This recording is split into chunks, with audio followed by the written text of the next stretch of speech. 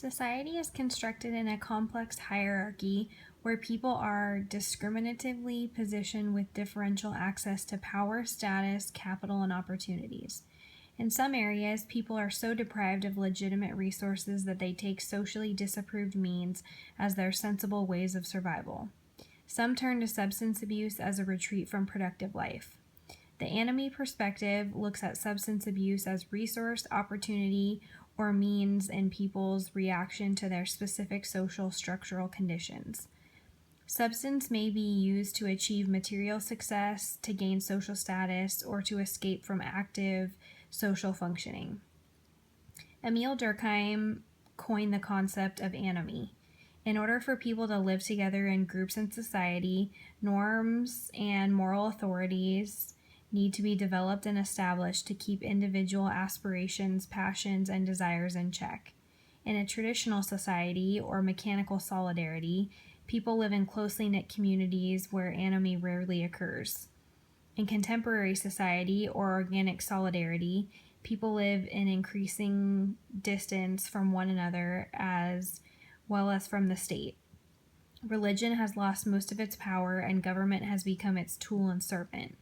Individuals caught in a normative vacuum between the remote state and unscrupulous individualism are likely to commit anomic deviance or offense or fall victim of anomic suicide. During transition times from mechanical to organic solidarities, people experience disruption, contradiction, loss of direction, and frustration in their thoughts and acts. This is also a period where human greed is unleashed. A major shift took place when Robert Merton redefined ANIME as the structured disparity between promises of achievable prosperity and real-life opportunities to realize those promises. Merton focused on the socially structured disjuncture between culturally inspired aspirations and socially approved means for goal attainment. Merton's general theory of deviance seems to imply that deviation is a choice for those who experience strain as they strive for success in the legitimate world. My name is Jasmine Becca, and I'll be continuing sources of inspiration for ANIME. Merton's general theory of defiance implies deviation is a choice for those who experience strain as they strive for success in the legitimate world. Richard Cloward and Lloyd Holland believed resources and opportunities are not equal to everyone who seeks them. Because of specific environments, youth experience blocked opportunities, and conventional society will engage in different activities, forms different groups, and develop different modes of adaptation to life. The different environments mentioned were environments dominated by for-profit criminal groups. Alienated youths may serve their apprenticeship with professional gangs. They may also join crime-oriented gangs, learn skills and disciplines, aim to make profit, keep a reputation, and earn a living from crime and deviance. Environments where adult criminals are largely unskilled, unsuccessful, and disorganized leave youth with no role models, no live examples, no technical teachings, and no organizational assistance for material success through illegitimate means. These youth tend to resort to conflict-oriented gangs, joining conflict-oriented gangs. And lastly, an environment clouded by an overwhelming sentiment of failure, despair, and normlessness leave youth feeling withdrawn from active and productive life in both conventional and deviant worlds. They tend to take refuge in retreatist-oriented gangs and center attention on consumption of substances due to concern with physical and emotional highs. They're also coined double failures. Albert Cohen did research with delinquent boys and found that lower-class boys want to achieve success and higher social status just as much as their middle and upper-class counterpoints. He names 3 groups, which was the college boy response, who defer gratification, go to school, take up an occupational career, and attempt to conform to all other middle-class expectations. Then the corner boy response, who give up competing with middle-class society and retreat to their specific lower-class subculture for some doses of self-perceived peace and comfort, which included behaviors of truancy, smoking, alcohol consumption, and drug use. Lastly, there was the delinquent boy response, who act out in open defiance to middle-class views, intentionally or unintentionally engage in behaviors deemed delinquent, malicious, or antisocial by mainstream society. Cohen's work expanded autonomy as a theory that is more than atomistic or individualistic as it appeared in Merton's formulation. It was more of a step-by-step process in response to the person's environment. Criminal deviance is not only practical and utilitarian, but also malicious, destructive, and harmful, not only by consequences, but also in terms of intentionality. Substance use and abuse. Early studies centered on general assumption that drug users drop out into the retreated subculture after unsuccessful exploration of both legitimate and illegitimate avenues of goal attainment. Empirical data indicates more by drug availability than by the individual reaction to strain. As drugs are expensive and not easy to obtain, users have to work hard within the structures of both conventional and criminal worlds should they persist in their use habit.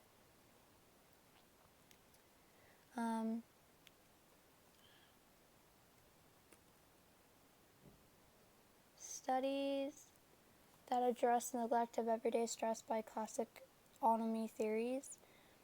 There's an article, Substance Use and Misuse. A number of researchers explore the fluctuation or temporal patterns of alcohol and substance use in relation to stress.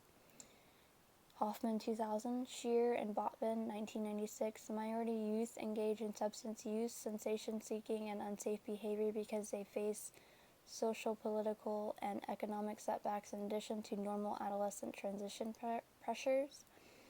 Agdorn, 2007, empathetically characterizes gang drug dealing as an innovative response of young minority males to blocked opportunity rather than participation in a deviant oppositional culture.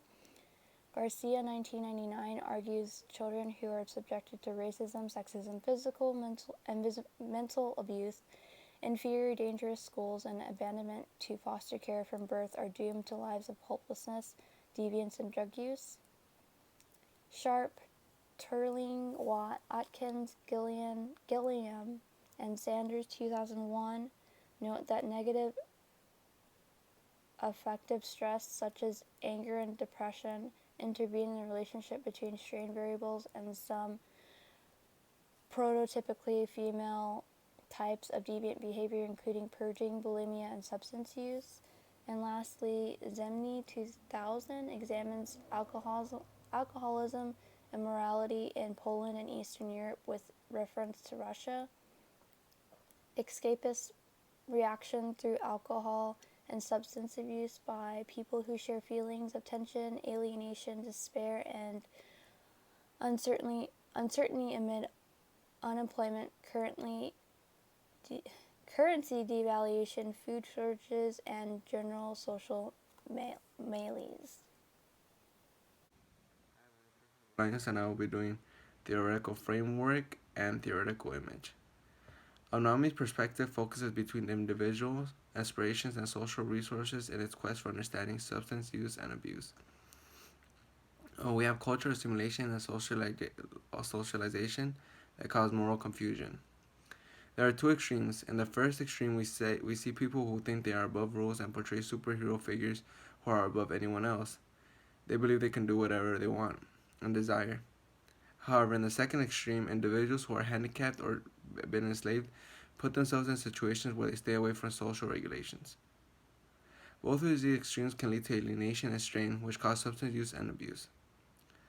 Social endeavors raise questions about self-expectation, ability, control, image, and social fairness. Substance uses figure opportunity or in a social individual dynamic. Addiction has become part of the social norms, which is usual and accepted by society, even though it is wrong. Theoretical image, people are seduced by substances when they experience weak or losing moral guidance.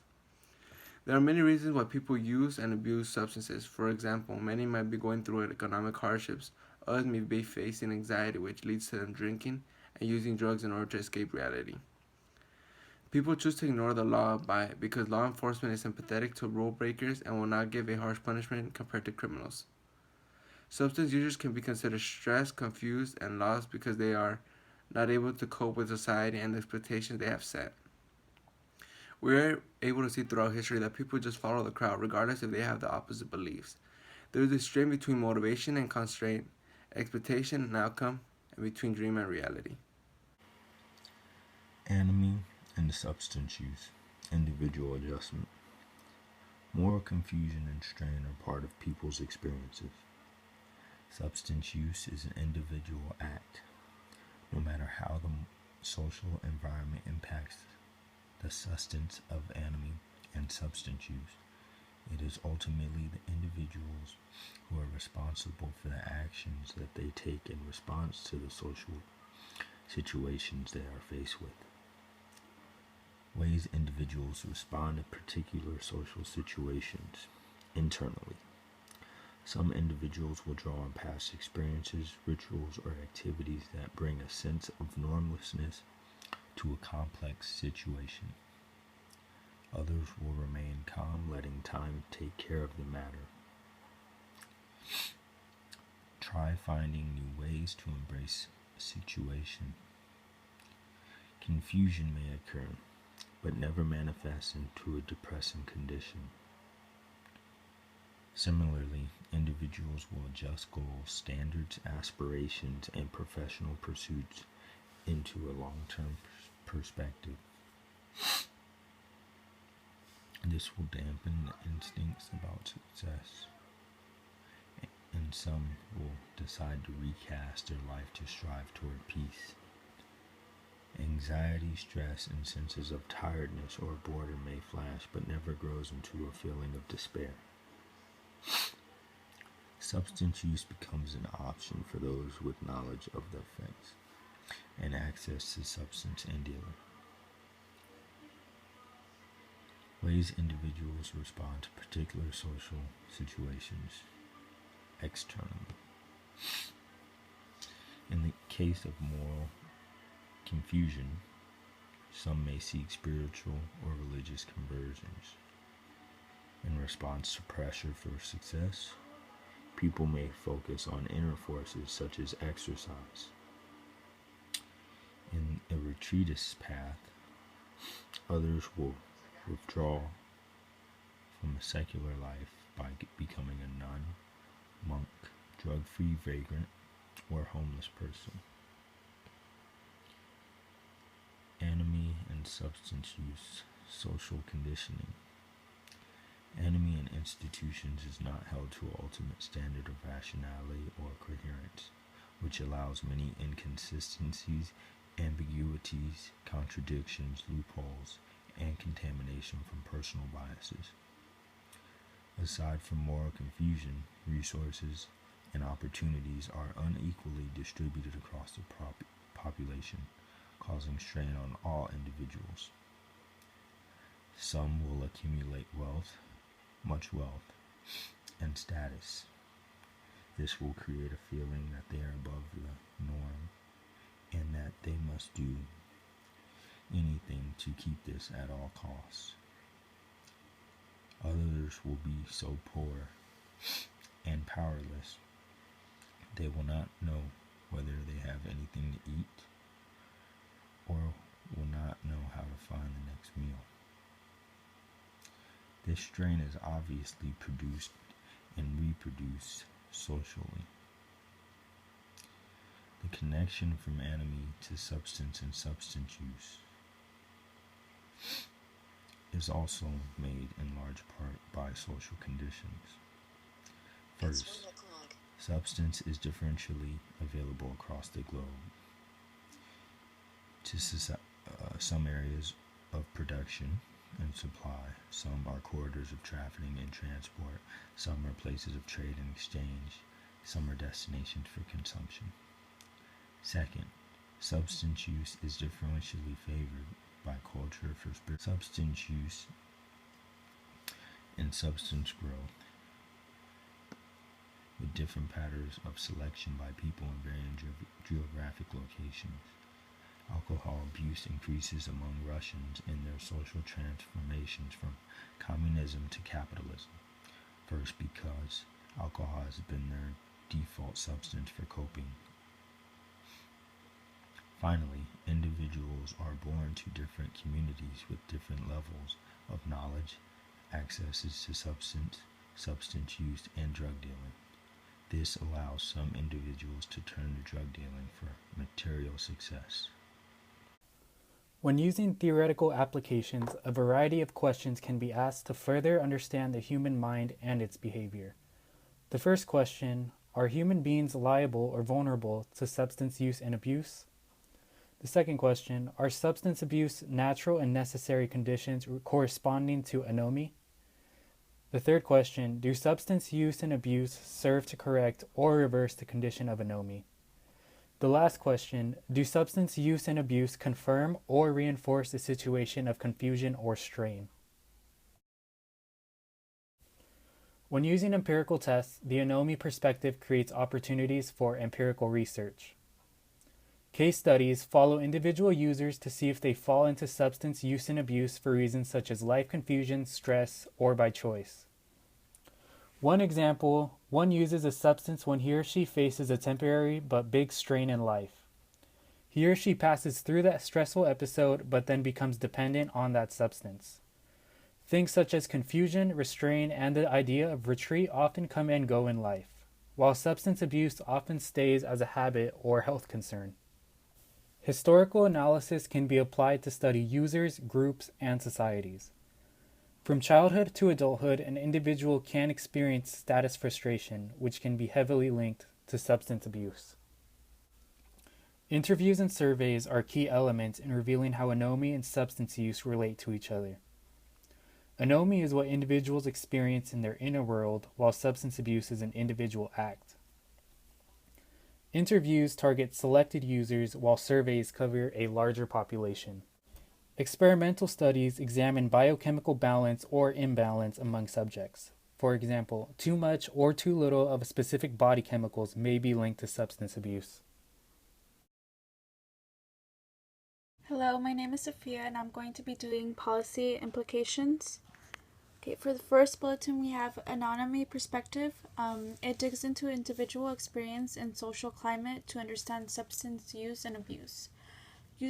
Users get their individual experience from social interactions. Users can change their personal experience through social participation. Social agencies and agents must embrace both individuals and their social surroundings when dealing with substance and substance-related problems. The second part is public health. Professionals and officials can benefit from the anomie perspective in two ways. In prevention, they can design programs to educate the public about strain, life events, and social change. Stress is explored with respect to its source, type, nature, and coping strategies. Long-term monitoring and short-term campaigns are implemented for groups at risk with special needs. It is important to ensure that people develop proper tolerance for the routinely high level of stress in contemporary life and be prepared to deal with different types of stresses through a diverse repertoire of approaches with or without aid of substance. The second one is intervention. Health officials and professionals can focus on counseling, psychiatric diagnosis, trauma, reaction, and mental illness. Treatment for service improvement and enhancement. Stress needs the same timely diagnosis and effective treatment as bodily disease. Stress involves both physical and non-physical dimensions. Diagnosis needs to be based upon full examination of all relative factors and possible aspects. Stress can be acute as well as chronic. Stress is a comprehensive medical problem that needs to go beyond medicine to incorporate emotional, spiritual, and social situations. Medication and use of substance may be useless if they are not paired with psychological counseling, moral guidance, and social support. Lastly, medicine can cause substance dependency. Social control. Social control guarantees social order, but it can also become a source of confusion, stress, and disorder as well. Social control agencies and agents help minimize the public confusion and frustration by making these laws clear, accessible, and understandable to society. Laws are made by career politicians. There are unfair laws, discriminatory rules, and irrational regulations that cause confusion and pain to the people under their influence. It's clear now that there is not a lot of equality legally when it comes to certain laws that are made. Enforcement. An important issue that is not also equally applied is enforcement. Certain groups of people and areas have become targeted for scrutiny, while other areas do not get enough security or monitoring by law enforcement. Unfair law enforcement causes injustice and loss of safety. It is up to social control agents to help overcome the stereotypes and also stop profiling when it comes to age, gender, race, ethnicity, education, income, or any type of socioeconomical variable. How social control agents mediate between the people and the state. The way that social control agencies and agents work help the people perceive how they feel about the government, authority, and the entire social control system and their attitude towards it. They can create an image of a caring government, protective authority, and a society of justice. Social control agents can also create a government seen as repressive and dominant towards the people. Social control agents must treat all citizens with passion and respect. They should put their importance on education and protection, also serve as role models to the general public. A social control that cares can help unite the people. Social conflict and strain and anomaly can be controlled, which may help and end substance use and abuse under control. I'm doing the section on life and community. And to start off with life itself is unpredictable. The basic features of life consist of confusion, disappointment, frustration, and failure.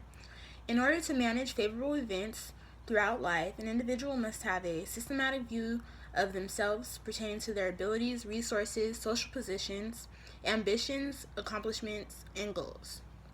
Individuals must set in motion basic understandings of essential contrasts in life. For example, long-term versus short-term, part versus whole, past versus future, outside versus inside, personal versus social, and appearance versus substance.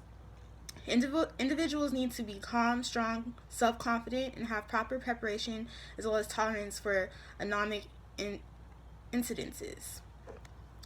For a community, neighbors must treat each other as neighbors. Individuals must overcome prejudice, avoid stereotyping, and embrace diversity within their communities. A minor gesture can convey an important message to those around you. So, for example, intervening in a situation and sharing unity and peace with a neighbor. So, for instance, if a couple is fighting, calling the police, going over to help, are some examples of doing so. So, in conclusion, stress and anomaly are generated and disposed in life as well as throughout the community. One can manage anxiety, crisis, emergency, and other problems without falling victim to substance by maintaining proper attitudes and proper actions. So with mutual concern and support, neighbors can come together during difficult times to protect their community from substance abuse. Thank you. Work and organization. Work is a source of success, status, and quality of life for an individual, but it can also be a source of stress, anxiety, and anomie. Work from the anomie perspective, the individual should 1. Understand what they can and can't realistically accomplish within their reach. 2. Need to overcome the temptation to dream, target, and achieve high. 3. Avoid the tendency for self-sufficiency and getting too comfortable. 4. Build a dynamic view of success and failure that comes with work. 5. Balance work into proper perspective with family, relationships, and other life engagements. Work organizations from the anomie perspective. The work organization should 1. Establish a fair, ethical system of recruitment, evaluation, promotion, and discipline. 2. Provide employees with clear guidelines on their job duties, benefits, and upward mobility. 3. Make necessary work information and counseling services accessible at all times to employees. 4. Serve as a source of inspiration for an employee in his or her career endeavors. If work organizations and employees follow these approaches, a critical amount of anomie can be taken away from the general population. This can make the population less vulnerable for problem behaviors like substance use and abuse. Substance use and abuse from the anomie perspective. The perspective examines the relationship between social conditions and individual adjustments in its analysis of substance use and abuse. It reveals how anxiety, stress, failure, and other anomie issues can be caused by flawed laws, biased policies, and unequal distribution of wealth and power. It shows how individuals can turn to substances as coping mechanisms in response to the problems in their social environment. The perspective claims one way to reduce substance abuse and use is by improving social resources and opportunities for general population.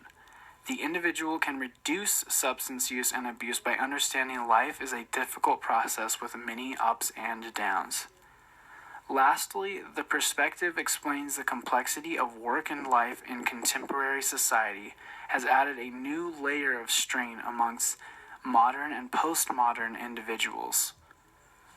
Thus, the combination of high levels of anomie and trust in substance explain why substance abuse and use will remain to exist now and in the future.